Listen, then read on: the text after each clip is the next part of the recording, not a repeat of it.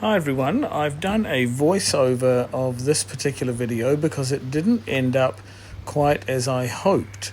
My initial thought was, I wonder if I can demonstrate that a small 060 Hornby locomotive, in this case a pannier tank loco, which of course has magnethesion but which is working on nickel silver track and therefore doesn't get any traction benefit, is able to haul a number of coaches. And there are 7 Mark 1 coaches which are in the British Rail maroon colour, and so I was hoping to show that this loco can in fact get around the layout. However, I have chosen a bit of a windy day, and as you can imagine, you can't always predict these things.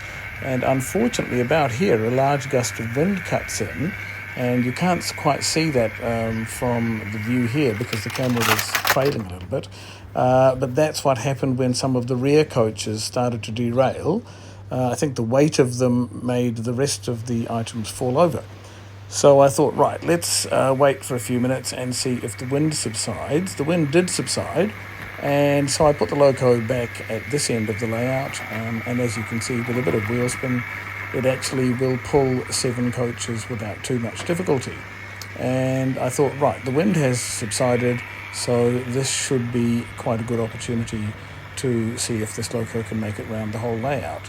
Unfortunately, as you're about to see, and hence the voiceover, this didn't go to plan either, and it just goes to show you how relatively lightweight these coaches are. They're also a bit slab-sided, and I do recall our own Met Service here in New Zealand saying if you've got a high-sided vehicle, maybe don't go out in strong winds, and I think this could be a good example of that, which you're about to see shortly. Which is that another gust comes up, and you can see that by looking at the bushes and the trees in that area.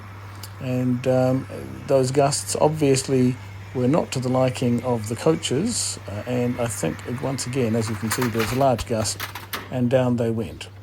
Now the interesting part of this is of course that the locomotive and the coaches were examined carefully, and none of them were damaged in any way particularly other than a bit of dust or dirt. So I just thought I would put this up as a sort of, I don't know, interesting aside, something that we would hope doesn't happen and so on in relation to a garden railway, but which has happened, and it goes to show you that these things don't always go perfectly. So anyway, I'm not sure what you're going to think of this video, but please feel free to comment on it, and obviously I'll have to pick my day a bit better. Thanks very much for watching, everyone. Look forward to seeing you in the next video, hopefully without such problems. Bye-bye for now.